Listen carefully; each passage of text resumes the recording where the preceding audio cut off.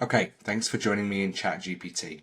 Now we're going to look at our variance analysis use case. And we're going to start by attaching a file that we prepared earlier, which looks at an income statement and comparing forecast to actuals. So we're going to attach that file and then I'm going to capture a prompt that I prepared earlier. And we're asking the model here to refer to the attached file and write a CFO-ready variation explanation, focusing on revenue and operating margin. We've asked the model to give us a concise, neutral, and board-appropriate response, and that it should reference the specific numbers in the file.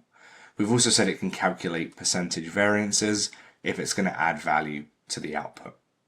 So let's go ahead and run this prompt. And once we have our initial output from ChatGPT, I'm going to show you how we iterate with the response live, so you can see the refinement process firsthand.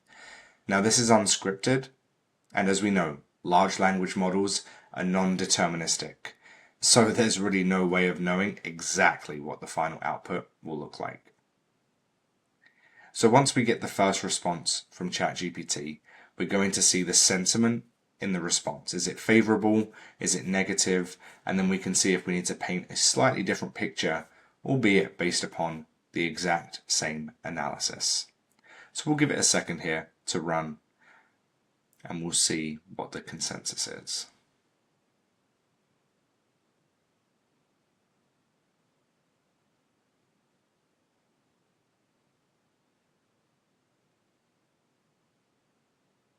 Okay, it's taken a little longer than I expected. It should be kicking off here shortly.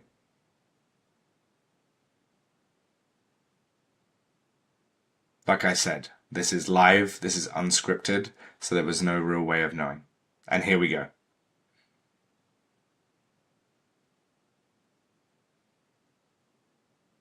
Okay, it's explaining the revenue variance, the operating margin variance. And what do we have here? Margin gaps, insufficient, sales was insufficient to offset lower than expected services delivery. So just at a glance, it looks like it's painting the picture here in a somewhat unfavorable light. So let's ask the model to paint the results in a more favorable light. And now we should get a response that takes the same analysis, the same data, but just the wording changes to provide a more positive spin. Here we go. We can see operating expenses were largely controlled. We can see that sales revenue outperformed plan. So just in general, the model is now highlighting the positives that we should take away from this forecast versus actual variance analysis. Now, this response is fairly lengthy. We've got 4 paragraphs here. Let's say I want a more succinct response that I can share with leadership.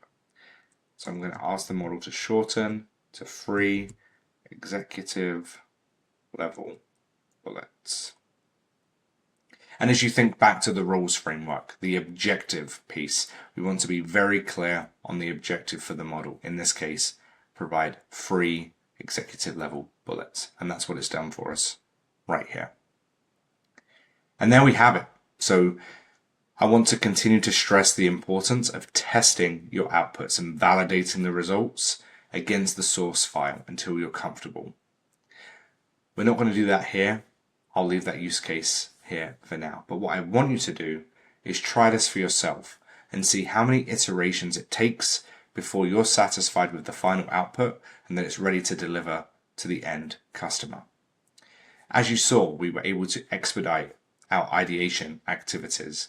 Performing this analysis manually would have taken some time, and here we have an output that we can use within a matter of seconds.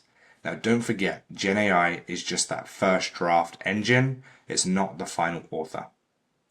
What we're going to do now is take a closer look at another example, and we're going to see how we can generate code with our large language model.